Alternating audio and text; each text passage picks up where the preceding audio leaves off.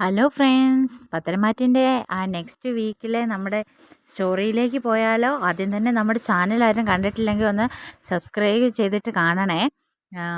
എല്ലാവരും ഒന്ന് ലൈക്ക് ചെയ്യണേ. അപ്പോൾ നേരെ നമുക്ക് നെക്സ്റ്റ് വീക്ക് പ്രൊമോയിലേക്ക് കടക്കാം. ഇനിയിപ്പോൾ വരാനിരിക്കുന്ന അടുത്ത ഒരാഴ്ചയിലെ ഫുൾ വിശേഷമാണ് ഞാൻ പറയാൻ പോകുന്നത്. അപ്പോൾ ഏതായാലും വിശേഷത്തിലേക്ക് തന്നെ കടക്കാം. അങ്ങനെ നമ്മുടെ നയന ഇപ്പം വളരെയധികം വിഷമത്തോടു കൂടി ഇരിക്കുന്ന ഒരു സമയമാണ്. ഏതായാലും എരുതിയിൽ എണ്ണ ഒഴിക്കാനായിട്ട് നമ്മുടെ ആദർശിൻ്റെ കൂടെ എല്ലാവരും ചുറ്റും നിൽപ്പുണ്ട്. എല്ലാവരും എന്ന് പറഞ്ഞിട്ടുണ്ടെങ്കിൽ ജലജയും അതുപോലെ തന്നെ നമ്മുടെ അനാമികയും ജാനകിയും ഒക്കെയുണ്ട്, അഭിയും ഒക്കെയുണ്ട്. എരുതിയിൽ എണ്ണ ഒഴിച്ച് വിടുന്നുണ്ട്. പക്ഷെ അറിയാലോ എന്താണ് സത്യമെന്ന്, നന്നായിട്ട് അറിയാം ആദർശിനപ്പോൾ. അതുകൊണ്ട് തന്നെ അവരുടെ എരുതിയിൽ എണ്ണ ഒഴിക്കലൊന്നും ഒരു സൈഡിൽ നടക്കാൻ പോകുന്നില്ല. പക്ഷെ ആദർശിനെ അങ്ങോട്ട് അംഗീകരിക്കാനും എന്താ പറയുക, തന്നോട് തൻ്റെ ഭാര്യ വിശ്വാസവഞ്ചന ചെയ്തല്ലോ, വീണ്ടും വീണ്ടും അതിങ്ങനെ മനസ്സിൽ ഇങ്ങനെ തികട്ടി വരിക. അപ്പോൾ ഇടയ്ക്ക് നമ്മുടെ ആദർശ് ഇങ്ങനെ കണ്ണാടിയിൽ പോയി നിൽക്കുമ്പോൾ, കണ്ണാടിയുടെ മുമ്പിൽ ഇങ്ങനെ ചെന്ന് നിൽക്കുമ്പോൾ മനസ്സാക്ഷി ഇങ്ങനെ വന്ന് ചോദിക്കുന്നത് പോലെ, അതായത് ആത്മാവ് വന്ന് ചോദിക്കുന്നത് പോലെ, നമ്മുടെ ആദർശിനെ പോലെ തന്നെ ഒരു രൂപം കണ്ണാടിയിൽ കാണുകയും അങ്ങനെ ആദർശിനോട് ചോദിക്കുന്നുണ്ട്, നിൻ്റെ ഭാര്യ എന്ത് തെറ്റാണ് നിന്നോട് ചെയ്തത്? നിൻ്റെ അമ്മ പറഞ്ഞിട്ടാണല്ലോ അവൾ പറയാതെ ഇരിക്കുന്നത്. അല്ലെങ്കിൽ പോട്ടെ, അവൾ അങ്ങനെ പറയാതെ ഇരിക്കുന്നുണ്ടെങ്കിൽ അതിന് എന്തെങ്കിലും ഉദ്ദേശം കാണുമല്ലോ. നിനക്കിതുവരെ നിൻ്റെ ഭാര്യേനെ മനസ്സിലായില്ലേ? നീ അവളുടെ കൂടെ ഇത്രയും നാളായിട്ട് നടന്നിട്ട് നിനക്ക് അവളെ മനസ്സിലാകില്ലെങ്കിൽ നീയാണ് ഇപ്പോൾ തെറ്റുകാരൻ, അല്ലാതെ അവളല്ല എന്നൊക്കെ ഇങ്ങനെ മനസാക്ഷി ഇങ്ങനെ പറയുന്നുണ്ട്. പക്ഷേ ഇതൊക്കെ കേട്ടിട്ടും ഇല്ല, ഒരിക്കലും എനിക്ക് അംഗീകരിക്കാൻ പറ്റുന്നതല്ല. കാരണം ഞാൻ അവളെ അത്രമാത്രം സ്നേഹിച്ചിരുന്നു, വിശ്വസിച്ചിരുന്നു. ഞാൻ അവളെ അതുപോലെയാണ് കൊണ്ടു നടന്നത്. അത് മാത്രമല്ല, നന്ദികേടാണ് അവൾ കാണിച്ചിരിക്കുന്നത്, വെറും നന്ദികേട്. അതുകൊണ്ട് ഒരിക്കലും എനിക്ക് അവളുടെ ഈ ഒരു കാര്യത്തെ ശരിവെക്കാൻ പറ്റില്ല. അത് ആരൊക്കെ പറഞ്ഞാലും എൻ്റെ മനസ്സാക്ഷി എന്നല്ല, ദൈവം തമ്പുരാൻ, ഒടയവൻ തമ്പുരാൻ വന്ന് നേരിട്ട് പറഞ്ഞാൽ കൂടി ഞാനത് സമ്മതിച്ച് കൊടുക്കില്ല എന്ന് പറയുകയാണ്. അപ്പോൾ ഇതൊക്കെ അവർ കണ്ണാടിയിൽ അങ്ങ് മാഞ്ഞു പോയിട്ടോ. കണ്ണാടിയിൽ നിന്ന് നമ്മുടെ ആദർശം അങ്ങ് മാഞ്ഞു പോയി. ഏതായാലും ആദർശന് എന്നാലും മനസ്സ് എവിടെയെങ്കിലും അത് തട്ടാതെ ഇരിക്കില്ല, ഇങ്ങനെ പറഞ്ഞാലും തട്ടുമല്ലോ. അപ്പോൾ ഇതിനോടൊപ്പം തന്നെ എന്നെ കാണിക്കുന്ന സീനെന്ന് പറഞ്ഞാൽ നമ്മുടെ അബിയുടെ കള്ളത്തരം, അത് വല്ലാത്തൊരു കള്ളത്തരം തന്നെയാണ്. അപ്പോൾ അതിൻ്റെ കേസ് അന്വേഷണമൊക്കെ ഇങ്ങനെ പുരോഗമിച്ചുകൊണ്ടിരിക്കുകയാണ്. പക്ഷേ അനിയുടെ അവിഹിതത്തിലുള്ള ആ കുഞ്ഞ് ഇനി ഇപ്പോൾ വരാൻ പോവുകയാണ് കേട്ടോ, അനന്തപുരി തറവാട്ടിലേക്ക്. അത് കനക തന്നെയാണ് കൊണ്ടുവരുന്നത്. അബിയുടെ കള്ളക്കാമുകി എന്നൊക്കെ പറയാലോ. നേരത്തെ ഉണ്ടായിരുന്ന ആ ഒരു റിലേഷനിലുണ്ടായിരുന്ന ആ ഒരു കുഞ്ഞാണത്. അപ്പോൾ അതുകൊണ്ട് അമ്മയും മകളും കൂടെ അനന്തപുരി തറവാട്ടിലേക്ക് എത്താൻ പോവുകയാണ്, സത്യങ്ങളൊക്കെ വിളിച്ചു പറയാൻ പോവുകയാണ്. അപ്പോൾ അതിനിടയിലും കുറച്ച് ട്വിസ്റ്റുകൾ നമ്മൾ കാണാൻ പോകുന്നുണ്ട്, സംഭവിക്കുന്നുണ്ട്. ഓക്കെ, അതിനിടയിലും കുറച്ച് ട്വിസ്റ്റുകളൊക്കെ സംഭവിക്കുന്നുണ്ട്. കാരണം അനന്തപുരി തറവാട്ടിലെ കൊച്ചുമക്കളുടെ മകളാണ് എന്നേ പറയുന്നുള്ളൂ. അത് ആരുടെ മകളാണ് എന്ന് പറയുന്നില്ല. അത് ആരുടെ മകളാകാം എന്നൊന്നും ഒരു സൂചനയുമില്ല. അനന്തപുരി തറവാട്ടിലെ കൊച്ചുമക്കളുടെ, അതായത് മൂർത്തി മുത്തച്ഛൻ്റെ കൊച്ചുമക്കളുടെ, അതായത് കൊച്ചുമോളായിട്ട് വരും എന്നാണ് പറയുന്നത്. അപ്പോൾ അത് അനിയുടെ കുട്ടിയാകാം, അത് അബിയുടെ കുട്ടിയാകാം, അത് ആദർശിൻ്റെ കുട്ടിയാകാം. അപ്പോൾ അങ്ങനെ പറയുന്നത് കൊണ്ട് ആകെ മൊത്തത്തിലൊരു കൺഫ്യൂഷനാണ് എല്ലാവർക്കും, ആരുടെ കുട്ടിയാകും. അപ്പോൾ എല്ലാവരും ആദ്യം സംശയിക്കുന്നത് നമ്മുടെ അബീനെ തന്നെയാണ്. നവ്യയും സംശയിക്കുന്നുണ്ട്. അപ്പോൾ നവ്യയും ഇങ്ങനെ വല്ലാത്തൊരു സിറ്റുവേഷനിലൂടെയാണ് കടന്നു പോകുന്നത്. എല്ലാവരും അബീനെ തന്നെയാണ് സംശയിക്കുന്നത്. കാരണം ഈ ഒരു പെണ്ണുകേസുമായിട്ട് ഇങ്ങനെ ബന്ധപ്പെട്ട് നമ്മുടെ അബി മാത്രമാണ് ഉള്ളത്. പല പെണ്ണുങ്ങളുമായിട്ടും ബന്ധമുണ്ട് എന്ന് നമ്മുടെ നവ്യയ്ക്ക് അറിയാം, അതുപോലെ എല്ലാവർക്കും അറിയാം. അപ്പോൾ അതുകൊണ്ട് അബിയെയാണ് സംശയിക്കുന്നത്.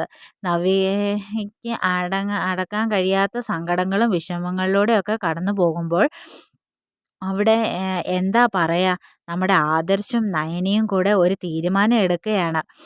അപ്പോൾ ആദർശും നയനയും കൂടെ എടുക്കുന്ന തീരുമാനം വേറെ ഒന്നുമല്ല, എങ്ങനെയെങ്കിലും നമ്മുടെ നവ്യനെ രക്ഷിക്കണം. നവ്യയ്ക്ക് ഇപ്പം സങ്കടം വരും, ഒന്നും ഉണ്ടാകാൻ പാടില്ലാത്ത സമയമല്ല, പ്രഗ്നൻ്റ് ലേഡിയാണ്. അപ്പോൾ അതുകൊണ്ട് തന്നെ ഈ സങ്കടങ്ങളൊക്കെ കുഞ്ഞിനെ ബാധിക്കും. അപ്പോൾ എന്താണ് സംഭവിച്ചത്, ഈ ഒരു കൊച്ചുമകൻ്റെ മകളാണല്ലോ എന്നല്ലേ പറഞ്ഞിട്ടുള്ളൂ. അതങ്ങ് ഏറ്റെടുക്കുകയാണ് ആദർശിൻ്റെ മകളായിട്ട്. അപ്പോൾ ഒന്ന് ചേർത്ത് നോക്കിക്കേ. ഏതായാലും നമ്മുടെ നയന ഈ സംഭവം ആദ്യമൊന്നും അറിയുന്നില്ല കേട്ടോ. നയന ആദ്യം അറിയുന്നില്ല. നയന ആദ്യം ഇതിനെക്കുറിച്ച് അറിയുന്നില്ല. തൻ്റെ ചേച്ചിക്ക് സങ്കടം ഉണ്ടാകണ്ട, ചേച്ചിയുടെ സിറ്റുവേഷൻ അങ്ങനെ ആയതുകൊണ്ട് ആദർശ് ഇങ്ങനെ പറയുകയാണ് എന്നൊന്നും അറിയുന്നില്ല. അപ്പോൾ ആദ്യം നമ്മുടെ നയന ആരെയും സംശയിക്കും. ആദർശ് ഏറ്റു പറയും, ഇത് എൻ്റെ മകളാണ് എന്ന് ഏറ്റു പറയുമ്പോൾ ആര് സംശയിക്കും? നമ്മുടെ ഒരിക്കലും നയനയ്ക്ക് അത് ഉൾക്കൊള്ളാൻ പറ്റുന്ന കാര്യമല്ലാതാകും. ഏതായാലും പതുക്കെ പതുക്കെ നയന അത് തിരിച്ചറിയും. ഏതായാലും അങ്ങോട്ടേക്ക് അടുത്ത ആഴ്ച ഈ ഒരു സംഭവങ്ങളിലേക്ക് പോകുന്നില്ല. പക്ഷെ അനന്തപുരി തറവാട്ടിലെ കൊച്ചുമകൾ എന്ന് മാത്രമാണ് ആ പെണ്ണ് ഈ കുട്ടിയെക്കുറിച്ച് പറയുന്നത്. ആ പെൺകുട്ടി മരിച്ചു പോവുകയും ചെയ്യും. അനഘ മരിച്ചു പോവുകയും ചെയ്യും കേട്ടോ. അപ്പോൾ ഇതിനിടയിലൊക്കെ നിൽക്കട്ടെ, ഇപ്പോൾ നടന്നുകൊണ്ടിരിക്കുന്ന നമ്മുടെ ആദർശിൻ്റെ മനസ്സുപിടുത്തം തന്നെയാണ്. അങ്ങനെ ആദർശ് ഒരു തീരുമാനം എടുക്കുന്നു. മുത്തശ്ശനെയും മുത്തശ്ശിയെയും ആ കുടുംബത്തിലെ എല്ലാവരെയും വിളിച്ചിട്ട് തീരുമാനം എടുക്കുന്നുണ്ട്. ഞാൻ ഡിവോഴ്സ് ചെയ്യാൻ തീരുമാനിച്ചു. അപ്പോൾ അതിന് മുമ്പോട്ട് ഒരു സംഭവമുണ്ട്. നമ്മുടെ നയനയ്ക്ക് ഇതൊന്നും സഹിക്കാൻ പറ്റുന്നില്ല. നയന അത്രമാത്രം വെറുക്കപ്പെട്ടവളായി മാറുന്നു. അപ്പോൾ ആദർശം മൂർത്തീസ് ജ്വല്ലറിയിൽ പോലും നയനയോട് വരണ്ട, നിനക്ക് അവിടെയും ഒരു സ്ഥാനം വേണ്ട, എനിക്ക് നിന്നെ കാണാൻ വയ്യ, ഇവിടുന്ന് ഞാൻ മൂർത്തീസ് ജ്വല്ലറിയിലെങ്കിലും കുറച്ച് നേരം സ്വസ്ഥമായിട്ട് പോയെന്ന് ഇരുന്നോട്ടെ, അവിടെയെങ്കിലും ഇരിക്കുമ്പോൾ എനിക്ക് നിൻ്റെ ഈ തിരുമോന്ത കാണാതിരിക്കാൻ പറ്റുമല്ലോ, അതുകൊണ്ട് നീ അങ്ങോട്ടേക്ക് വരണ്ട എന്ന് തന്നെയാണ് ആദർശ് പറഞ്ഞിരിക്കുന്നത്. അപ്പോൾ ഇതൊക്കെ മനസ്സിലിട്ട് വിങ്ങി വിങ്ങി വിങ്ങി വിങ്ങി ലാസ്റ്റ് സഹി കെട്ടിട്ട് നമ്മുടെ നയന അനന്തപുരി തറവാടിൻ്റെ പടി ഇറങ്ങുകയാണ് തന്നെയാണ്. അപ്പോൾ അനന്തപുരി തറവാട്ടിലെ പടി ഇറങ്ങി പോവുകയാണ്. നേരെ അവിടെ ചെല്ലുമ്പോഴത്തേക്കും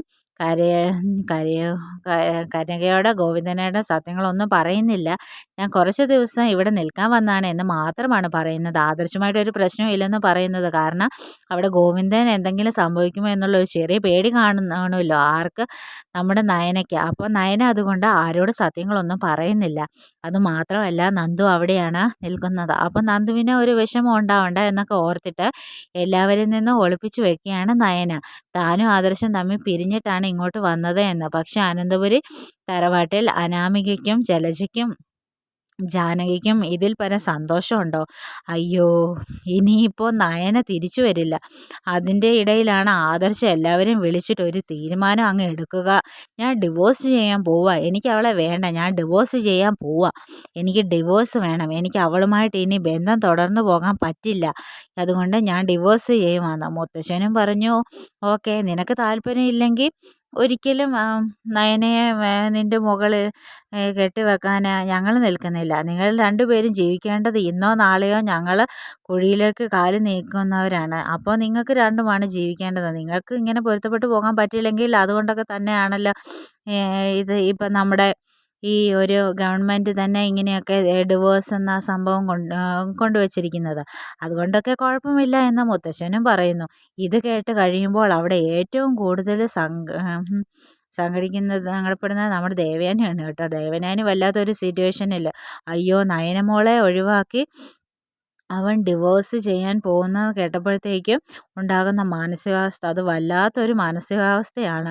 ഇനിയിപ്പം ഒന്നും പറഞ്ഞില്ലെങ്കിൽ ശരിയാവില്ല, സത്യങ്ങളൊക്കെ തുറന്നു പറയണം. അതിനിടയ്ക്കാണെങ്കിൽ അനാമികയും